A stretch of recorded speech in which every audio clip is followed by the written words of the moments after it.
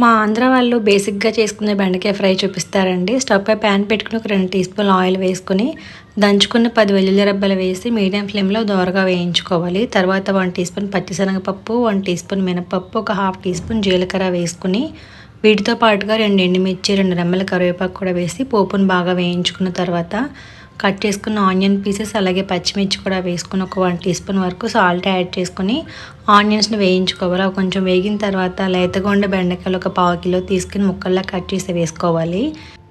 అలాగే కొద్దిగా పసుపు వేసి మొత్తం అంతా బాగా కలుపుకున్న తర్వాత మూత పెట్టేసుకుని ఒక 3 మినిట్స్ పాటు మీడియం ఫ్లేమ్లో మగ్గించుకోవాలి.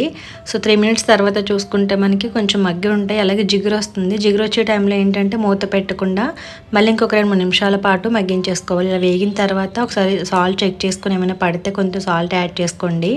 అలాగే హాఫ్ టీ స్పూన్ కారం, 1 టీ స్పూన్ ధనియాల పొడి, కొంచెం కొత్తిమీర కూడా వేసుకుని ఒకసారి అంతా కూడా మిక్స్ చేసి స్టవ్ ఆఫ్ చేసేసుకుంటే బెండకాయ ఫ్రై రెడీ. మరి రీల్ నచ్చితే లైక్ అండ్ ఫాలో మరి.